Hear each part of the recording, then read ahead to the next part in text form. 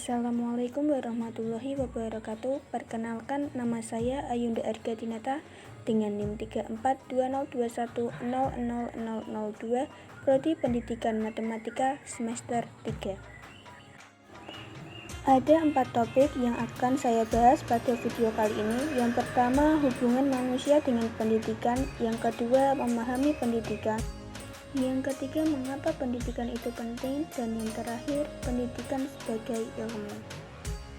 Hubungan manusia dengan pendidikan dalam Islam. Pada hakikatnya, sejarah manusia tidak dapat dilepaskan dari pendidikan. Sejak penciptaan Adam sebagai manusia pertama, Allah SWT telah menginformasikan bahwa Adam diajarkan berbagai hal, termasuk berbagai nama-nama benda. Setelah diajarkan nama-nama benda, Allah SWT kemudian menguji kemampuannya dengan meminta Adam menyebutkan semua nama-nama benda tersebut. Terdapat dalam firman Allah SWT, Quran Surah Al-Baqarah ayat 31, yang artinya, dan Dia mengajarkan kepada Adam nama-nama atau benda-benda seluruhnya, kemudian mengemukakannya kepada para malaikat lalu berfirman, sebutkanlah kepadaku nama benda-benda itu jika kamu memang benar orang-orang yang benar. Ayat tersebut mengindikasikan dua hal. Yang pertama, bahwa sejarah pendidikan lahir bersamaan dengan sejarah kedatangan manusia. Dan yang kedua adalah pendidikan inheren dengan kehidupan manusia. Dalam perspektif teori pendidikan modern, ayat tersebut juga menjelaskan 5 unsur pokok dalam proses pendidikan dan pembelajaran, yaitu 1. Pendidik, yaitu Allah SWT. Yang kedua, peserta didik, yaitu Adam alaihissalam. Dan yang ketiga, materi pendidikan, yaitu pembelajaran tentang nama-nama benda. Yang keempat, metode, yaitu bagaimana Allah SWT mengajarkan Adam tentang nama-nama benda tersebut.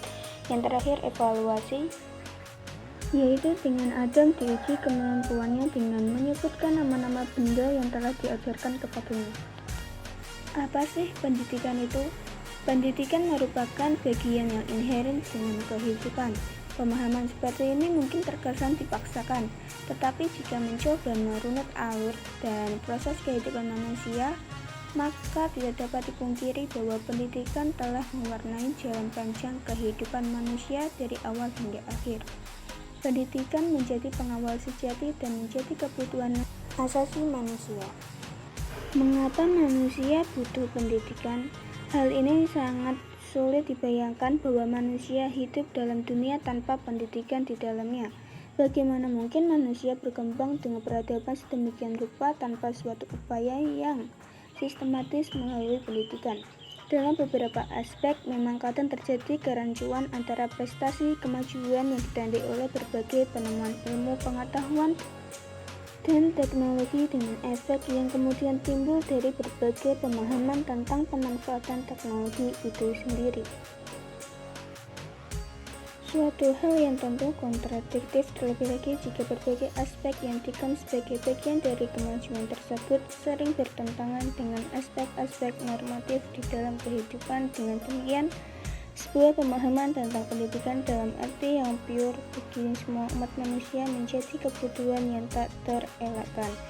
Mungkin pemikiran ini akan menimbulkan kesulitan tersendiri karena banyaknya anasir-anasir yang berpengaruh terhadap pemahaman seseorang. Tetapi setidaknya terdapat titik temu yang menunjukkan bahwa pendidikan merupakan satu-satunya usaha yang dapat membawa manusia kepada kehidupan yang bermartabat. Pendidikan sebagai ilmu. Pendidikan sebagai satu cabang ilmu menjadi ilmu pendidikan, menjadikan ilmu tersebut senantiasa mengalami perkembangan, khususnya dalam hal aktivitas pemikiran ilmiah seputar pendidikan. Menurut Yasin, pemikiran ilmiah ini bersifat kritis, metodologis, dan sistematis. Pemikiran kritis artinya suatu pernyataan atau konsep harus memiliki dasar yang kuat. Pemikiran ilmiah yang bersifat metodologis menekankan pada suatu proses pemikiran dan penyelidikan yang menggunakan cara-cara dan metode tertentu, dan pemikiran yang bersifat sistematis Maksudnya bahwa suatu pemikiran ilmiah dalam prosesnya harus dijiwai oleh ide yang tersusun secara berurutan dan menyatu sesuai dengan kerangka paradigmatik.